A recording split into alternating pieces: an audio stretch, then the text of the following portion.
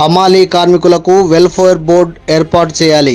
CITU Kurnool వ్యవసాయ market yard lorry హమాలీ కార్మికుల విస్తృత స్థాయి సమావేశం ఆ యూనియన్ అధ్యక్షులు ఎం వెంకటేశ్వర్లు అధ్యక్షతన మార్కెట్ యార్డ్లో జరిగింది.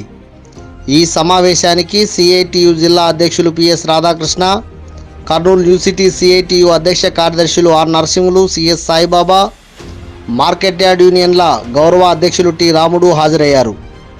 ఈ సందర్భంగా వారు మాట్లాడుతూ, ఈ మధ్య జరిగిన పార్లమెంట్ అసెంబ్లీ ఎన్నికల్లో కార్మిక, రైతు, ప్రజా వ్యతిరేక విధానాలు అనుసరించిన కేంద్రంలో ఉన్న బీజేపీ, రాష్ట్రంలో ఉన్న వైసీపీ ప్రభుత్వానికి వ్యతిరేకంగా ప్రజలు తీర్పు ఇచ్చారని అన్నారు.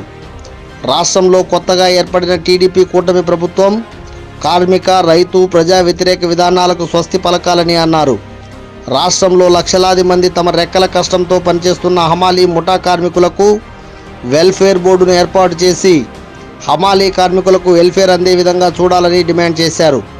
కేంద్ర ప్రభుత్వంపై ఒత్తిడి తెచ్చి దేశంలో ఉన్న కోట్లాది మంది అసంఘటిత కార్మికులకు సమగ్రమైన చట్టం చేయాలని అన్నారు. గత 2 సంవత్సరాలుగా కర్నూలు వ్యవసాయ మార్కెట్ యార్డ్ లారీ హమాలీ యూనియన్ కార్మికుల సమస్యలపై, ప్రజల సమస్యలపై జిల్లా సమగ్ర అభివృద్ధి కోసం చేసిన రైతుల ఉద్యమానికి మద్దతుగా చేసిన పోరాటాలను సమీక్షించుకోవడం జరిగింది.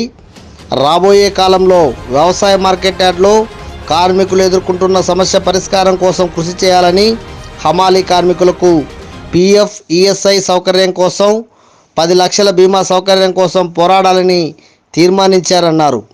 అనంతరం వ్యవసాయ మార్కెట్ యార్డ్ లారీ హమాలీ యూనియన్ నూతన కమిటీని ఎన్నుకున్నారు.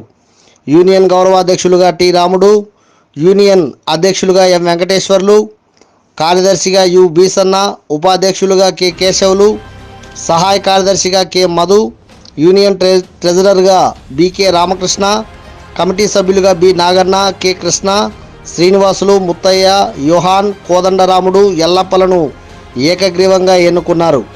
ఈ సమావేశానికి కోత హమాలీ యూనియన్ నాయకులు నాగరాజు, వెంకటస్వామి, వలి, హమాలీ నాయకులు దస్తగిరి, కిస్టు, లచ్చు, మద్దిలేటి, శివశేఖర్, 165 మంది కార్మికులు పాల్గొన్నారు.